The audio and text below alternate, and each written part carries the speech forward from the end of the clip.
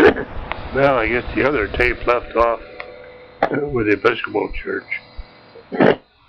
Just south of the church, there used to be a house which was for the pastor of the church. Then when I believe it was Reverend Casey was there for years, and he owned the next house south on the corner there, so there wasn't much use for the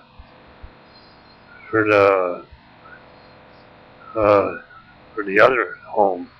And it was my dad and Cy Adams that tore that house down in the early 30s. They got the lumber out of it for tearing it down, moving it out. And then the next house south is where Reverend Casey lived, and he had 2 daughters. One of them was, I believe, highly involved in Girl Scouting, and she worked in the library, and the other one was, well, I don't know what to say. She seemed to be a mean old gal. I'll leave it at that. And then go over on the other side of Park Street, where the Day and Night is now. It used to be a hotel. Well, that was, I guess, started up as a sanatorium. And through the years, it saw quite a few changes of hands and all. Well, the Legion finally got it.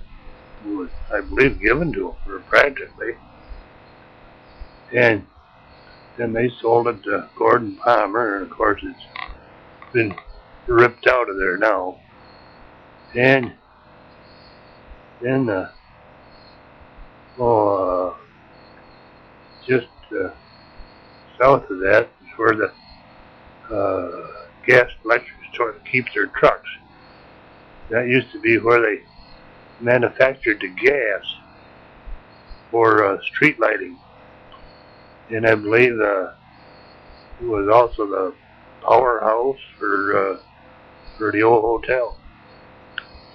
And then in front of that, right to the west on the main street, a little Tidal gas station. That was put in back in the 30s. And I think Bob Hope was the first proprietor. And then, well, that changed hands several times over the years. And then, where Gordon Palmer is now, the old Backus Mansion. That was an old stone house about 4 or 5 stories high. And just about where the garage is was almost like a sinkhole. There was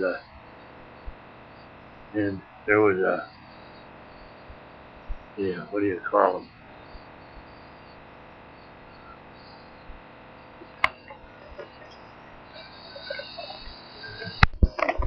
There was a gazebo down in the bottom of it.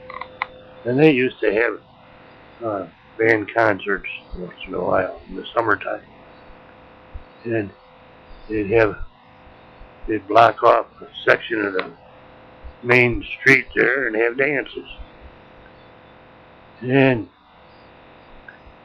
then where the post office is now, that was all lost. And it was kept up very nicely. And then we crossed over Center Street, and I'm not sure, that house changed hands several times. And then the next house south is where Ed Kennedy lived for years. And the next house, I don't know who owned it, but it was rented out most of the time. And the next place that Don Webb owned for years was originally in the Yager family.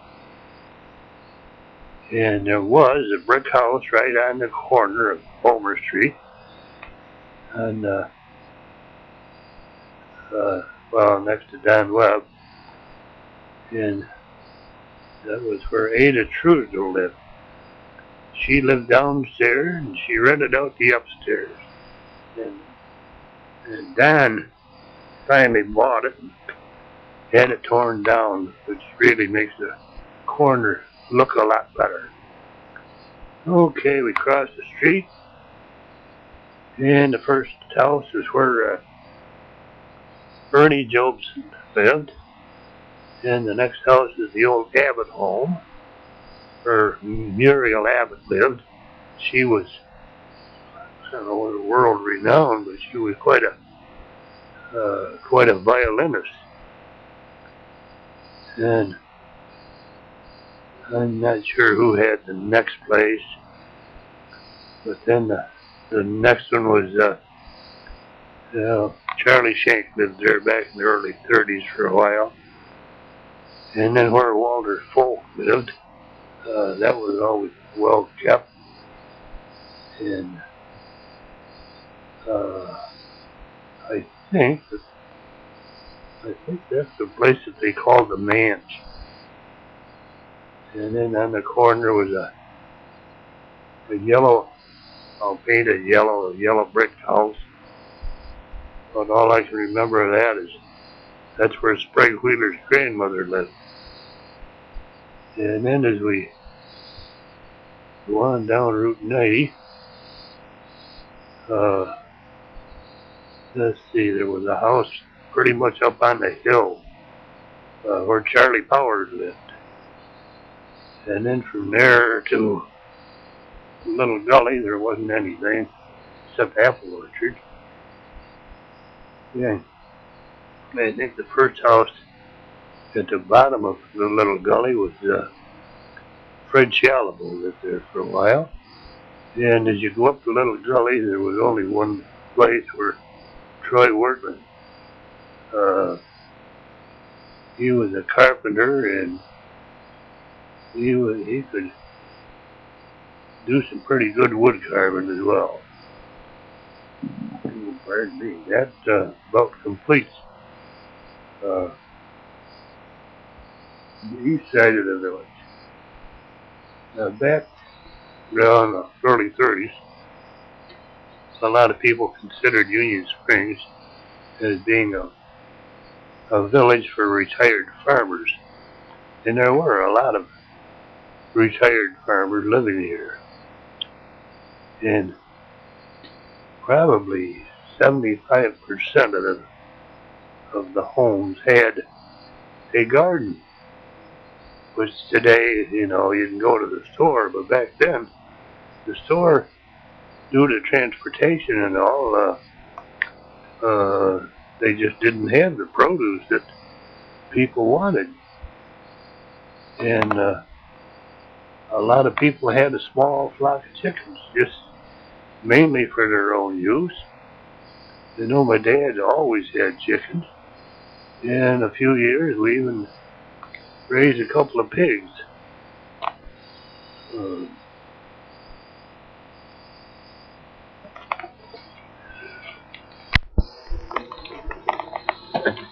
It must have been back around 31, 32. Last year they cut ice out of the lake. My uncle and I went out for a Sunday afternoon walk, and we went down, where Castelli is now, of course, and they had the operation going. Of course, they weren't working on Sunday. You could see when they'd been sawing the ice and floating it over to the ice house and packing it away. And that was also the first time I'd been out to Frontenac Island. I walked out, and which was quite an experience.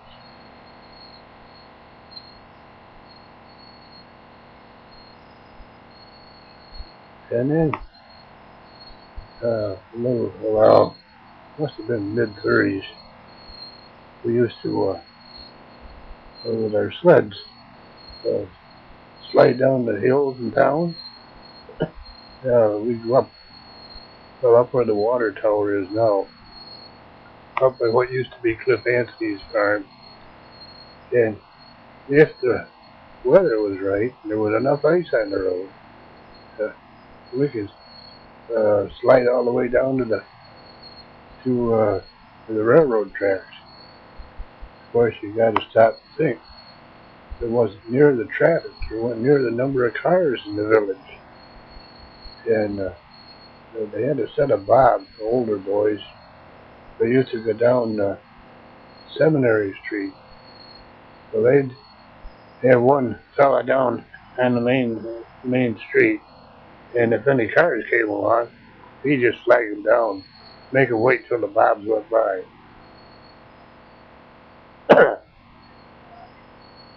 Of course, back then, they didn't cinder the streets. A few people were, well, everybody was burning coal, and they'd take their coal ashes out and spread in front of their own house. But it was fun. People would get halfway up the street, and they'd be sitting there spinning their tires, and they'd have to back down.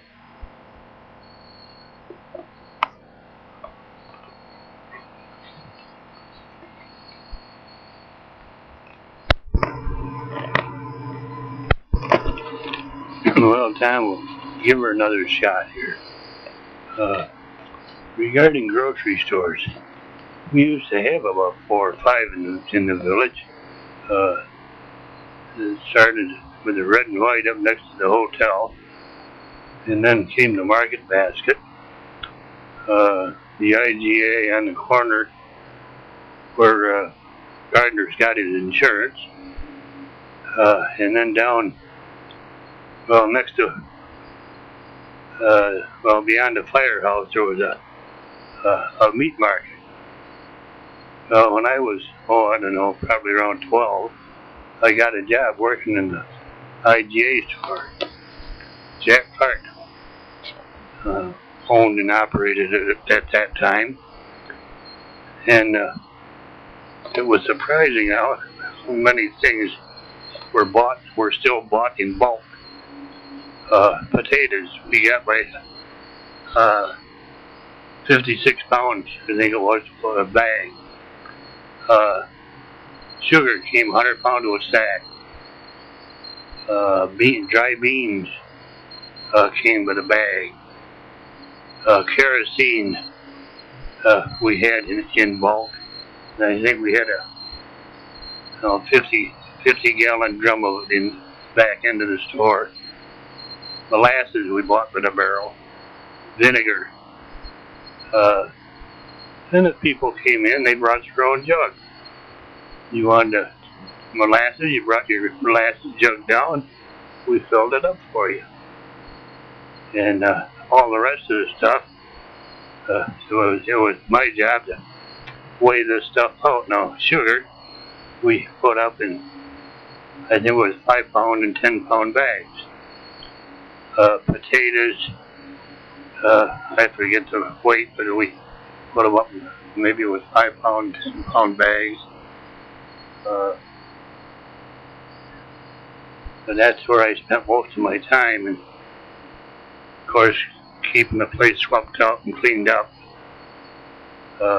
Cheese, they bought it by the wheel, and you'd cut off whatever a person wanted, whether it was 1 pound, 2 pound, or whatever.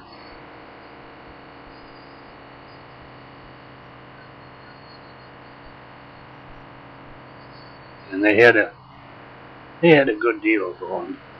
There were three main stores, and rather than all of them opening up Sunday morning, they took turns. So every third Sunday, the store would be open, both from about 9 o'clock to 1 o'clock. So the people coming home from church, if they needed something, they could stop in and pick it up.